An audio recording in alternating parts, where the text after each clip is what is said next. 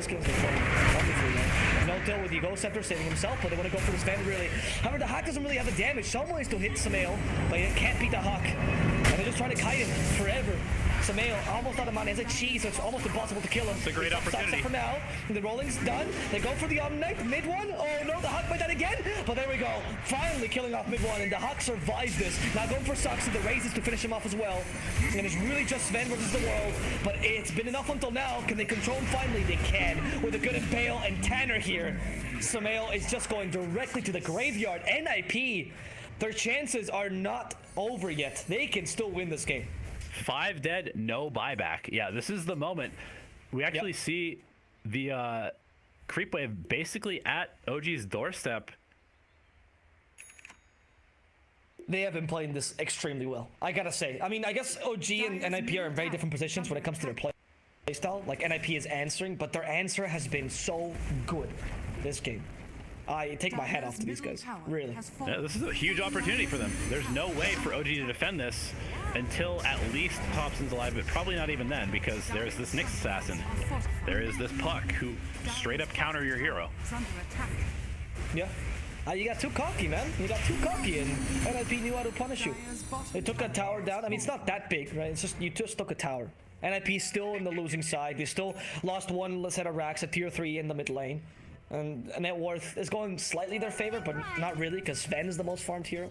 It is crazy, though. They're up by 6k, and it still feels like they are on the verge of losing this game. Yeah, because it all depends on the drafts, right? As you play a lot of Dota, you realize that these 6k, 7k, at this point in the game, doesn't really matter as much. It's much more about draft and who has that net worth difference, right? Yeah, and it is a little concerning that the Hawk is still really struggling to stay alive. He's only 1,300 net worth, or 13,000 net worth.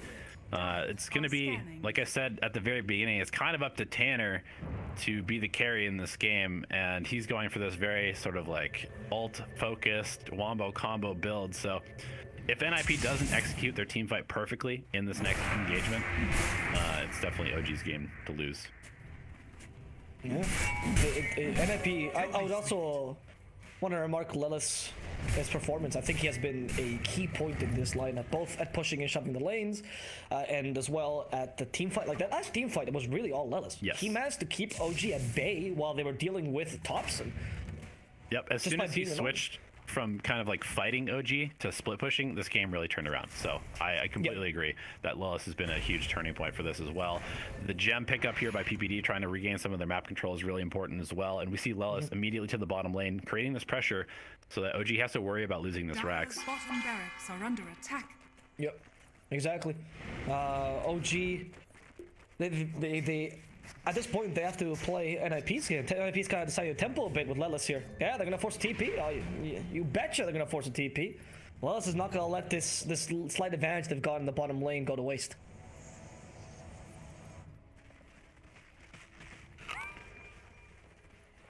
What is OG's plan now? Now you've seen NiP wasting so much time, they can win these team fights. How do you ensure this doesn't happen again? Look at the build on Shadow Fiend. It's a refresher orb on the Shadow Fiend. Full-on team fight, wrecking build.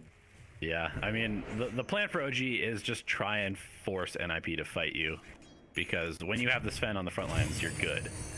But if you have to keep splitting up, then you give them the opportunity to continue to outfarm you, and the net worth will just continue to favor NiP the longer this game goes. It's true, and they also managed to do the... Like, NiP can really break the lines easily with their lineup. With a Ricky Puck, that right, a lot of mobility. It's difficult for OG to really preserve your Sven as your front liner if you don't get the right engagement or in the right position. Double damage. That's always nice to see right about now. Yeah, double damage. Ricky has an Ags as well, so Puck and Ricky's gonna come out. And this actually is going to solve a lot of Dahak's problems, right? Because he's going to be able to jump into the middle of the fight and then not die. Yep. Yeah.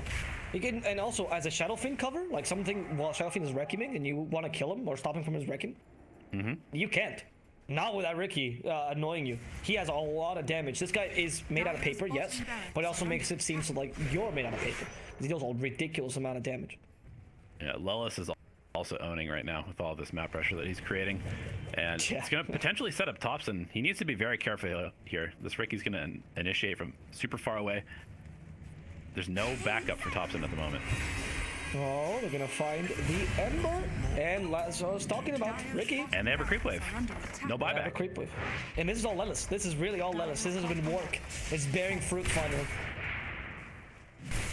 Not even Superman can stop your dream. Keep on dreaming, my little fairy dragon. Did he carry the Ricky with him? I'm not really sure. Was that the first pocket Ricky we've seen? I missed it. Yeah, I'm not really sure if Lelis was carrying him with his. It's kind of hard to tell when they're on top of each other. That's an interesting initiation, though, actually. Dream Coil with a pocket Ricky inside of you. Yeah, definitely. Especially once this like rapid fire comes out. Although I'm sure he'll probably go for the Winning Rift AoE just because he's much more utility based this game. Universe. Just doing a little smoke. This is a great reveal, though. It's worth your life. Unless they want to fight this. Yeah, NiP thought twice about it. Tanner, you have to be careful. You cannot lose people here at the Hawk. Forced through the smoke screen. There's the Pango, and they managed to get a stun off on Tanner. He's forced to use Wrecking of Souls. It only really hits the Omni Knight TP out. as a TP